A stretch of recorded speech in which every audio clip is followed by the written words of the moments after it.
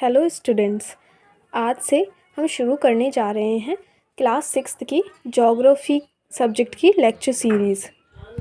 तो class 6th की geography book का पहला चैप्टर है the earth in the solar system.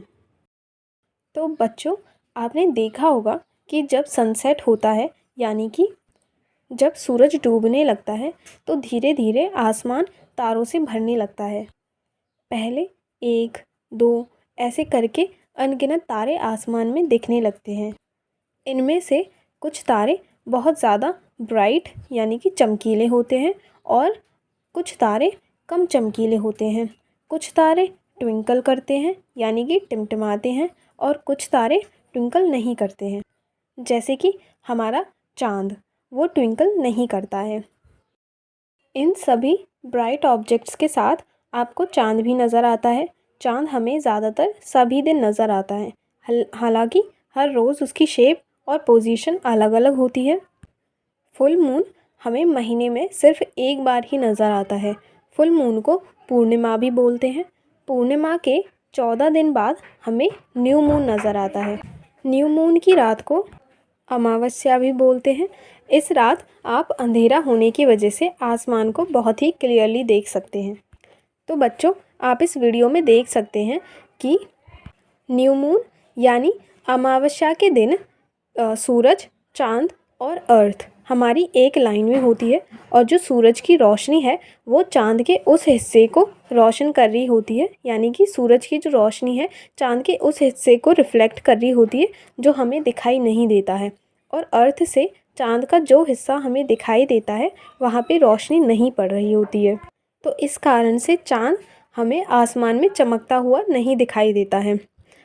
उसके बाद में अलग अलग फेजेस से पास होके 14 दिन बाद चाँद का फुल मून यानी कि पूर्णिमा फेज़ आता है, जहाँ पे सूरज, धरती और चाँद एक लाइन में होते हैं और सूरज की जो रोशनी है चाँद के उस हिस्से को रोशन कर रही होती है जो कि अर्थ से यानी कि धरती से हमें दिखाई देता है। तो चाँद हमें पूरा गोल चमकता हुआ दिखाई देता है और इसी को फुल मून यानी पूर्णिमा बोलते हैं। इस दिन आसमान में सबसे अधिक रोशनी होती है। तो बच्चों, आपने कभी सोचा है कि हम चाँद, तारे और बाकी जो भी रात के आसमान में चमकने वाली चीज़ें होती हैं इनको दिन में क्यों नहीं देख पाते हैं? ये इसलिए होता है क्योंकि दिन में सूरज की तेज़ रोशनी हमें रात में चमकने वाली इन सभी ऑब्जेक्ट्स को देखने नहीं देती है। आप इसे एक टॉर्च लाइट के एक्सपेरिमेंट से समझ सकते हैं। जैसे कि अगर एक रूम में अंधेरा कर दिया जाए और फिर एक टॉर्च को जलाया जाए तो उसकी रोशनी हमें बहुत ही क्लियरली दिखाई देगी, लेकिन अगर वही टॉर्च को हम एक लाइट जले हुए और उजाले से भरे हुए कमरे में जलाएंगे तो हमें उस टॉर्च की लाइट उतनी नहीं दिखाई देगी। जैसा कि आप इस वीडियो में देख सकते हैं कि कुछ तारे बहुत ब्राइट होते हैं और कुछ बहुत ही डिम होते हैं, और रात के आसमान में अंधेरे में वो हमें बहुत ही क्लियरली नज़र आते हैं। लेकिन जो सूरज होता है वो दिन में चमकने लगता है और हमें वो जो भी तारे हैं वो नज़र नहीं आते हैं। बच्चों, सूरज, चाँद और रात के आसमान में जो भी चमकने वाली चीज़ें हमें दिखाई देती हैं इन्हें हम सेलेस्टियल बॉडीज़ बोलते हैं। कुछ सेलेस्टियल बॉडीज़ बहुत बड़ी होती हैं जिनका तापमान यानी टेम्परेचर बहुत अधिक होता है। ये सेलेस्टियल बॉडीज़ गैसेस की बनी होती हैं। इनमें इनकी खुद की हीट एंड लाइट होती है और ऐसे ही सेलेस्टियल बॉडीज़ को हम स्टार बोलते हैं। हमारा जो सन है वो भी एक स्टार है जिसके पास खुद की हीट एंड लाइट है। तो आप समझें कि सन, मून और बाकी की जो भी ब्राइट ऑब्जेक्ट्स दिखते हैं रात के आसमान में हम उन्हें सेलेस्टियल बॉडीज़ बोलते हैं, और वो सेलेस्टियल बॉडीज़ जिनकी खुद की हीट एंड लाइट होती है और जो गैसेस के बने होते हैं उनको स्टार बोलते हैं। और हमारा जो सन है वो भी एक स्टार है। जो अनगिनत तारे होते हैं वो भी सूरज जैसे ही होते हैं। लेकिन बच्चों, अब आप सोच रहे होंगे कि सूरज तो बहुत गर्म होता है और गर्मियों में सूरज की गर्मी हमें कितनी ज़्यादा महसूस होती है, लेकिन तारे अगर सूरज जैसे ही होते हैं तो हमें उनकी गर्मी महसूस क्यों नहीं होती है? और दिन में सूरज हमें बहुत बड़ा दिखाई देता है, लेकिन रात में जो तारे होते हैं वो तो हमें बहुत छोटे छोटे दिखाई देते हैं। ऐसा इसलिए होता है क्योंकि तारे सूरज के कंपैरिजन में हमसे बहुत बहुत दूर होते हैं, इसलिए उनकी हीट और लाइट हमें महसूस नहीं होती है, और इसलिए जो तारे होते हैं वो सूरज के कंपैरिजन में हमें बहुत छोटे भी दिखाई देते हैं।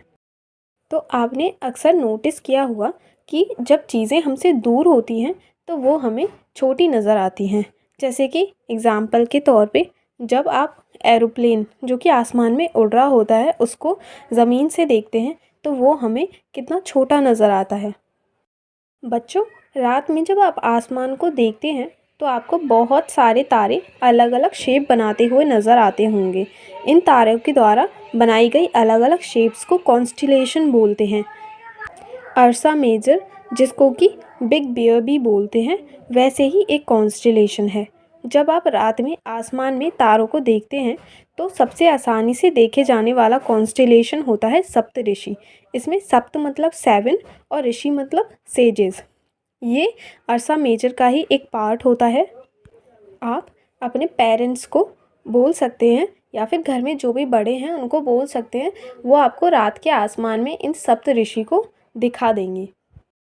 तो बच्चों, आपने कभी सोचा है कि पुराने ज़माने में जब लोगों के पास गूगल मैप नहीं होता था या फिर आजकल की मॉडर्न सुविधाएं नहीं होती थी, तो वो जो डायरेक्शंस हैं उनको कैसे फाइंड आउट करते थे? तो पुराने ज़माने में लोग तारों की मदद से डायरेक्शंस को समझते थे। आसमान में जो नॉर्थ स्टार है, जिसको कि पोल स्टार भी बोलते हैं, वो हमेशा नॉर्थ डायरेक्शन को इंडिकेट करता है। ये स्टार हमेशा एक ही जगह पे रहता है, मतलब इसकी फ़िक्स पोजीशन होती है और ये हमेशा नॉर्थ डायरेक्शन को इंडिकेट करता है। पोल स्टार को आप सप्तऋषि की मदद से लोकेट कर सकते हैं। जैसा कि आप इस पिक्चर में देख रहे हैं कि सप्तऋषि के जो 2 स्टार हैं, अगर आप उनसे एक सीधी लाइन खींचेंगे तो आप नॉर्थ स्टार को देख सकते हैं। अगर आप नॉर्थ स्टार की तरफ फेस करके खड़े हैं तो आपके राइट हैंड की तरफ होगा ईस्ट डायरेक्शन, आपके लेफ़्ट हैंड की तरफ होगा वेस्ट डायरेक्शन और आपके पीछे की तरफ होगा साउथ डायरेक्शन। कुछ एक जो सेलेस्टियल बॉडीज़ होती हैं उनके पास अपनी हीट और लाइट नहीं होती है। वो जो स्टार्स होते हैं उनकी जो रिफ्लेक्टेड लाइट होती है उनकी वजह से चमकते हुए दिखाई देते हैं। ऐसे जो बॉडीज़ होती हैं उनको हम प्लैनेट्स बोलते हैं। प्लैनेट जो वर्ड है ये एक ग्रीक भाषा का शब्द है, प्लैनेटाई। इसका मतलब होता है वंडरर्स, मतलब जो घूमते रहते हैं। अर्थ जिस पे हम रहते हैं ये भी एक प्लैनेट है जिसके पास अपनी खुद की हीट और लाइट नहीं है। अर्थ को अपनी जो हीट और लाइट है वो सन से मिलती है, जो कि हमारा नियरेस्ट स्टार है। अगर हम हमारी धरती को बहुत दूर से देखें, जैसे कि चाँद से, तो हमारी जो धरती है वो भी हमें बिल्कुल चाँद के जैसे ही चमकती हुई दिखाई देगी। जुपिटर, सैटर्न और यूरेनस जो प्लैनेट्स होते हैं उनके अराउंड में रिंग्स होती हैं। ये जो रिंग्स हैं ये स्मॉल डेब्रिस यानी कि जो रॉक्स होते हैं उनकी बनी हुई होती हैं। आप अर्थ से एक टेलीस्कोप की मदद से इन प्लैनेट्स की रिंग्स को देख सकते हैं।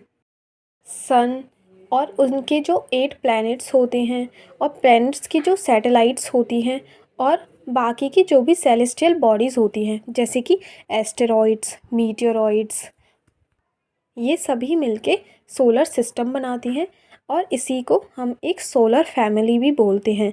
इस सोलर फैमिली का जो हेड होता है वो सन होता है।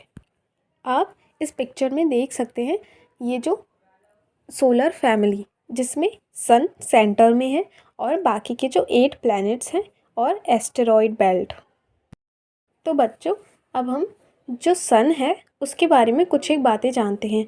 जैसा कि हमने देखा कि सन जो होता है वो सोलर सिस्टम के सेंटर में होता है। सन बहुत ही बड़ा होता है और ये बहुत ही हॉट गैसेस का बना होता है। जो सन है ये एक पुलिंग फोर्स प्रोवाइड करवाता है, जो कि पूरे सोलर सिस्टम यानी कि जो प्लैनेट्स, एस्टेरॉयड बेल्ट्स और ये सब होते हैं इनको बांध के रखता है, यानी अपनी पोजीशन पे फिक्स करके रखता है।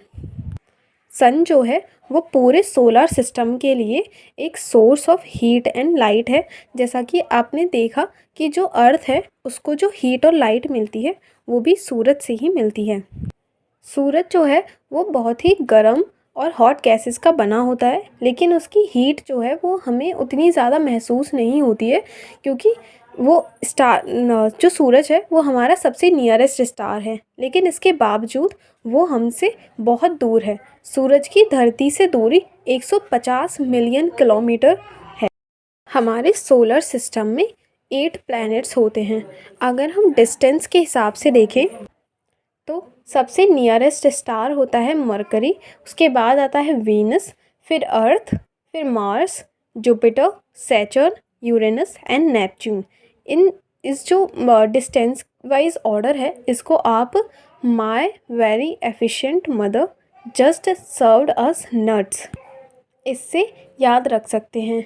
इस सेंटेंस के जो फर्स्ट वर्ड है वो प्लैनेट्स के नेम को इंडिकेट करता है।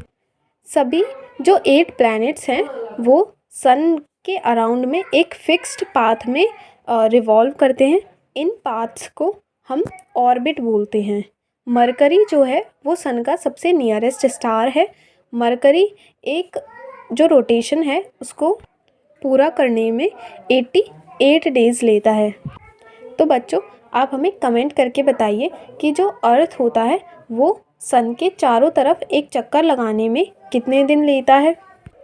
वीनस प्लैनेट जो है उसे हम अर्थ्स ट्विन भी बोलते हैं, क्योंकि वीनस का जो साइज़ और शेप है वो अर्थ से बहुत ज़्यादा मिलता जुलता है।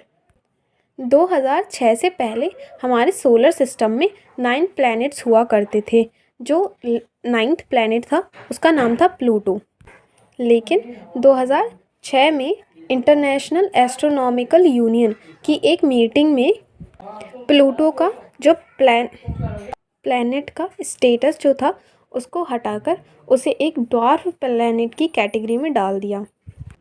इंटरनेशनल एस्ट्रोनॉमिकल यूनियन ऑर्गेनाइजेशन जो है ये एस्ट्रोनॉमी में रिसर्च को फैसिलिटेट करती है और जो भी प्लैनेट्स और जो भी सेलेस्टियल बॉडीज़ होती हैं उनका स्टेटस डिटरमाइन करती है।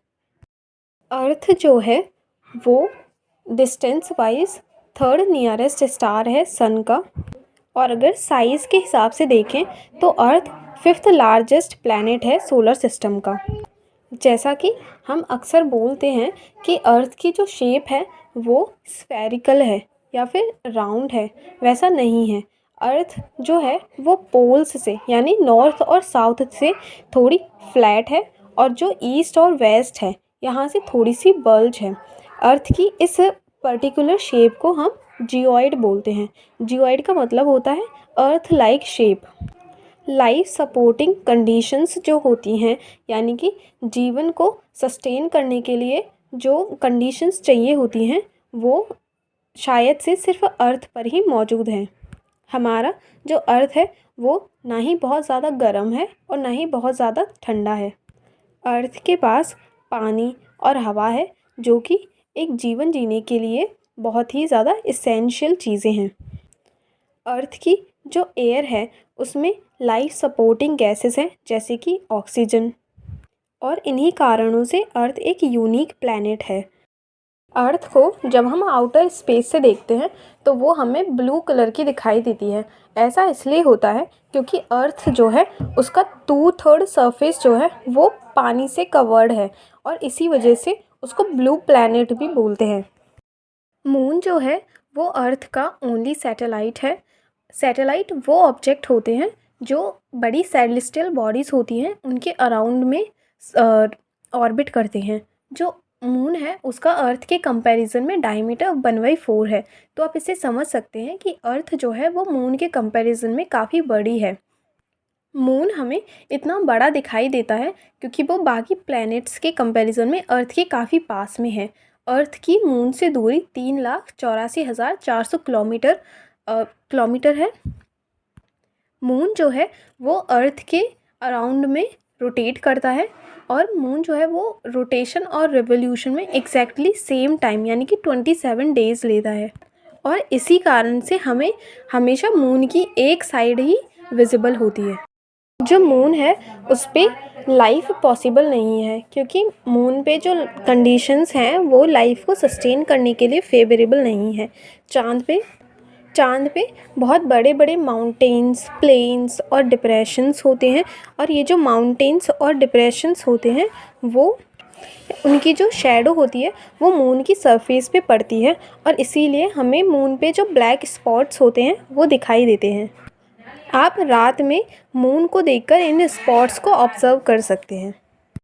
जैसा कि हमने अभी देखा कि जो मून है वो अर्थ का नेचुरल सैटेलाइट है, वैसे ही ह्यूमन मेड सैटेलाइट्स भी होते हैं। ये आर्टिफिशियली जो साइंटिस्ट होते हैं उनके द्वारा बनाए जाते हैं यूनिवर्स के बारे में इंफॉर्मेशन गैदर करने के लिए, और इनको कम्युनिकेशन के लिए भी लॉन्च किया जाता है। ये एक रॉकेट के द्वारा जो यूनिवर्स या फिर अर्थ ऑर्बिट होता है वहाँ तक ले जाई जाती हैं। जैसा कि आप इस पिक्चर में देख सकते हैं कि जो रॉकेट होता है वो सैटेलाइट को लेके लॉन्च किया जाता है, और उसके बाद में वो जो रॉकेट होता है वो धरती पे वापस से गिर जाता है, और वो जो सैटेलाइट होती है उसको लॉन्च कर देता है। स्टार्स, प्लैनेट्स और सैटेलाइट्स के अलावा भी बहुत सारी छोटी छोटी बॉडीज़ होती हैं जो कि सन के अराउंड में रिवॉल्व करती हैं। इनको एस्टेरॉइड्स बोलते हैं। ये एस्टेरॉइड्स मार्स और जुपिटर के ऑर्बिट्स के बीच में पाई जाती हैं। साइंटिस्ट्स के अकॉर्डिंग एस्टेरॉइड्स जो प्लैनेट्स होते हैं उनके टूटे हुए पार्ट्स होते हैं जो कि बहुत सालों पहले एक्सप्लोड हो गए थे। रॉक्स के स्मॉल पीसेस जो कि सन के अराउंड में मूव करते हैं उनको मीटेओराइट्स बोलते हैं। कभी कभी ये जो मीटेओराइट्स होते हैं वो अर्थ के पास आ जाते हैं और अर्थ की सरफेस पे गिर भी जाते हैं। जब वो अर्थ की एनवायरनमेंट से गुजर रहे होते हैं तो फ्रिक्शन के कारण, एयर के साथ फ्रिक्शन के कारण वो हीट हो जाते हैं और जल जाते हैं। इससे हमें एक फ्लैश ऑफ लाइट दिखाई देती है, जैसा कि आप इस पिक्चर में देख सकते हैं। कभी कभी जो बड़े बड़े मीटेओराइट्स होते हैं वो पूरी तरह से जल नहीं पाते हैं और वो अर्थ पर गिर जाते हैं और एक होल क्रिएट कर देते हैं। Millions of star, clouds of dust and gases के जो ग्रुप होता है उसको हम गैलेक्सी बोलते हैं। जैसा कि आप इस पिक्चर में देख सकते हैं, जो गैलेक्सीज होती हैं वो साइज़ में बहुत बड़ी होती हैं। मिलियंस ऑफ सच गैलेक्सीज मिलके जो है वो यूनिवर्स बनाती है। जब रात का आसमान हमें साफ साफ दिखाई देता है तब हमें आसमान में एक वाइट कलर का ब्रॉड बैंड दिखाई देता है। ये मिलियंस ऑफ स्टार का एक ग्रुप होता है और इसको मिल्की वे गैलेक्सी बोलते हैं। हमारा जो सोलर सिस्टम है ये इसी मिल्की वे गैलेक्सी का पार्ट है। पुराने टाइम में इसी मिल्की वे गैलेक्सी को आकाशगंगा बोलते थे।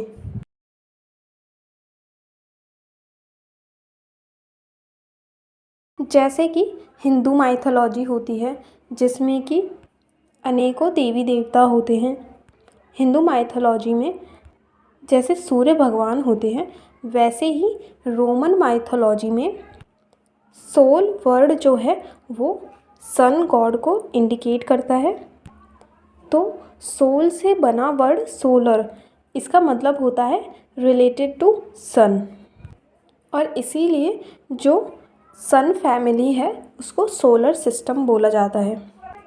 वो लोग जो सेलेस्टियल बॉडीज़ और उनके मूवमेंट्स की स्टडी करते हैं उनको एस्ट्रोनॉमर्स बोलते हैं। आर्यभट्ट हमारे भारत का एक फेमस एस्ट्रोनॉमर था। आर्यभट्ट ने हमें बताया कि जो चाँद और जो प्लैनेट्स होते हैं वो जो सूरज होती है उसकी रिफ्लेक्टेड लाइट की वजह से चमकते हैं। जियोग्राफी जो वर्ड है इसका ओरिजिन भी ग्रीक भाषा में ही है। इसका मतलब होता है description of the earth. Geography जो वर्ड है ये दो ग्रीक वर्ड्स से मिलकर बना है। जियो जिसका मतलब होता है अर्थ एंड ग्राफिया जिसका मतलब होता है writing. For example Jio plus logy, जैसा हमने देखा जियो मतलब होता है अर्थ और लॉजी मतलब होता है स्टडी। ऐसे ही जियोमेट्री, जियो मतलब होता है अर्थ और मैट्री मतलब होता है मेजरमेंट, तो जियोमेट्री मतलब मेजरमेंट ऑफ अर्थ। ऐसे ही जियो प्लस ओल्ड। लाइट की जो स्पीड होती है वो 3 लाख किलोमीटर पर सेकंड होती है। 3 लाख किलोमीटर पर सेकंड का मतलब है कि एक सेकंड में जो लाइट होती है वो 3 लाख किलोमीटर की डिस्टेंस ट्रैवल करती है। इतनी हाई स्पीड होने के बाद भी सूरज से धरती तक जो लाइट है उसको आने में 8 मिनट लग जाते हैं।